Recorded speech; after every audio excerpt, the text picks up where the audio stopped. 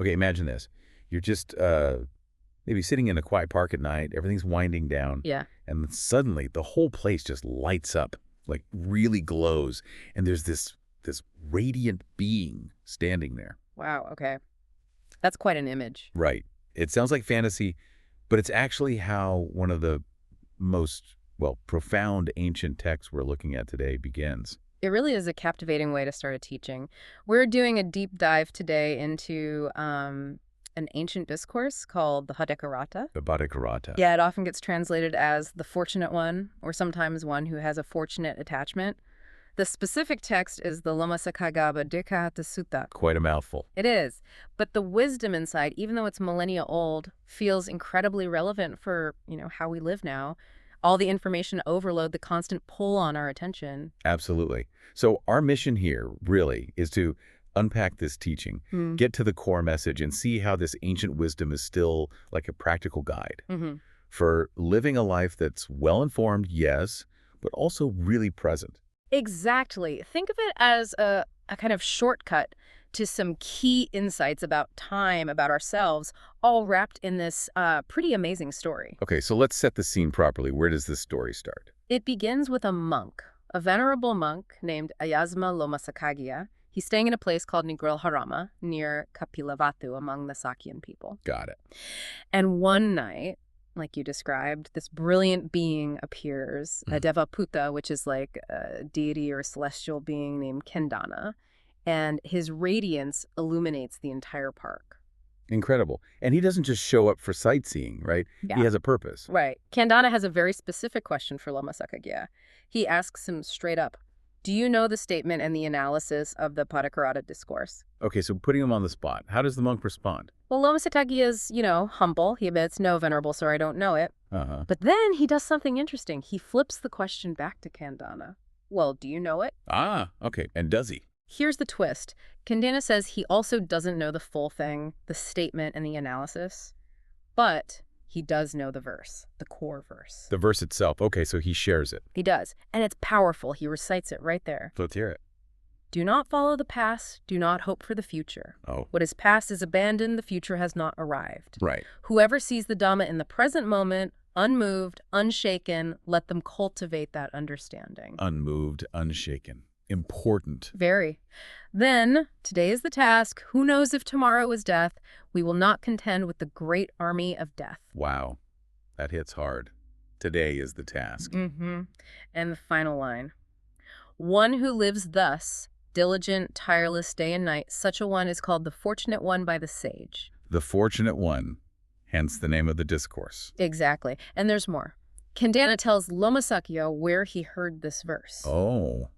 Not just common knowledge, then. No, he says he heard it directly from the Buddha himself. From the Buddha? Yeah, the Buddha was apparently teaching it to a group of deities, the Tavatimsa gods, under the famous Parichatta tree on a place called the Pandikambala rock. So it has this, divine transmission layer added to it. Yeah. This teaching came straight from the top, so to speak, even to the gods. Precisely. It adds weight.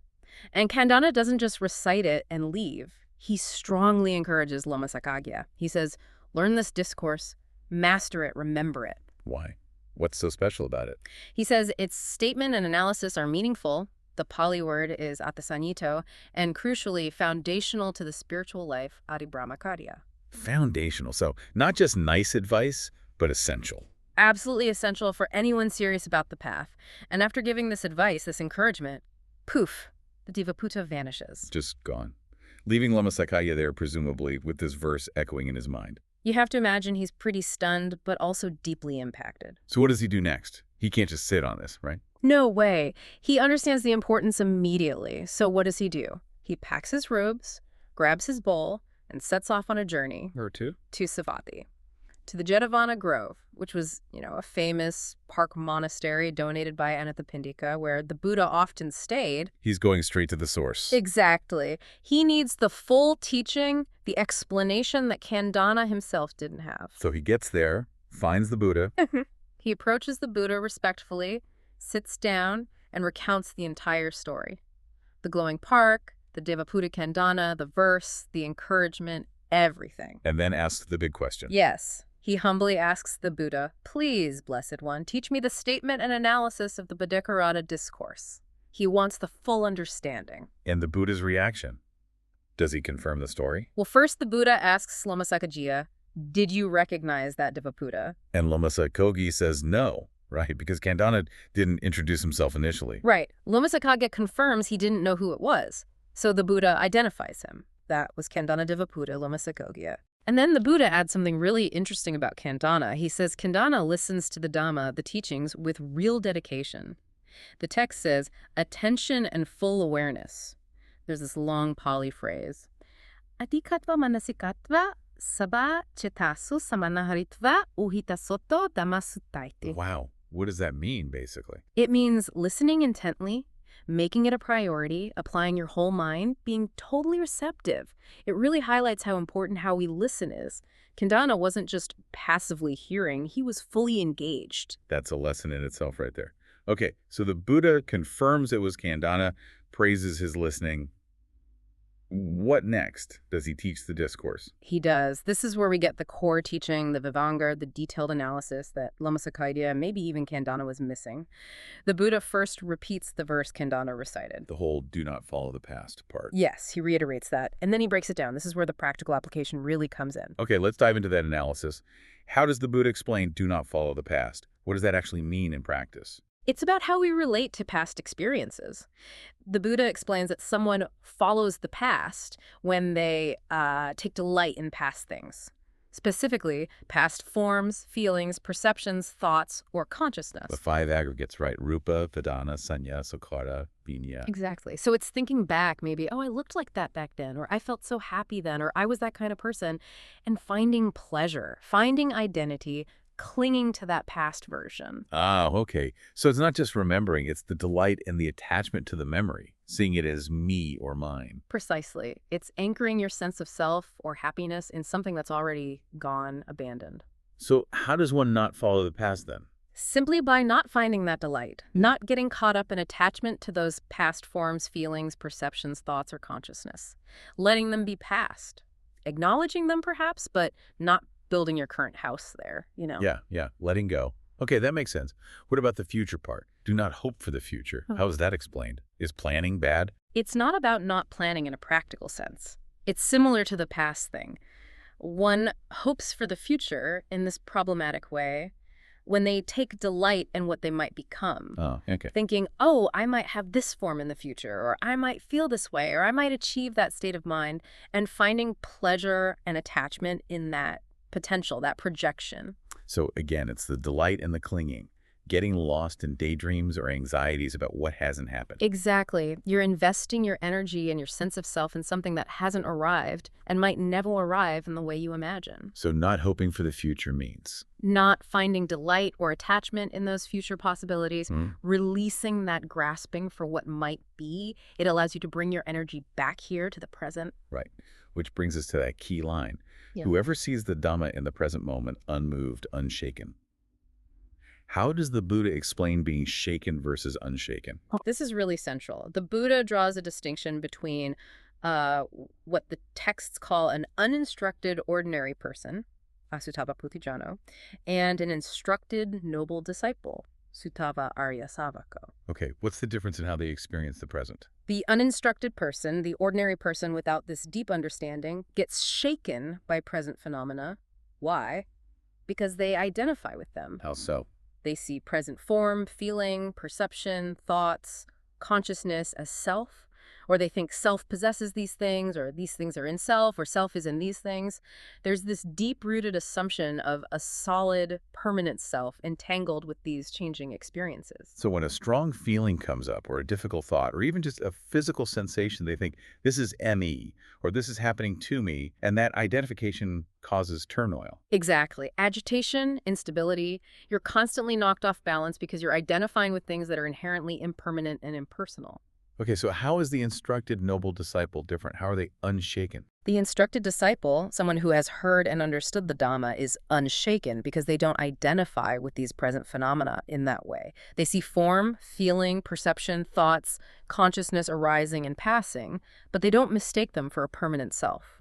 You see them clearly. Yes, they see them clearly as they are impermanent, unsatisfactory, not self. And because there's no identification, there's no clinging, and therefore no basis for being shaken or agitated by their arising and passing. So it leads to stability, clarity, being able to just be with what's happening without getting swept away. Precisely. It's a state of being grounded in the present reality, observing it without the distortion of self-interest or fear, unmoved, unshaken. And after explaining all that, the Buddha just brings it home by repeating the verse one more time. Yes. He recites the whole Bhaddekaratta verse again, sealing the teaching. It really emphasizes the centrality of that verse, now illuminated by the detailed analysis. So wrapping this up then, what are the key takeaways for you listening right now? Well, the core message is just incredibly potent, isn't it?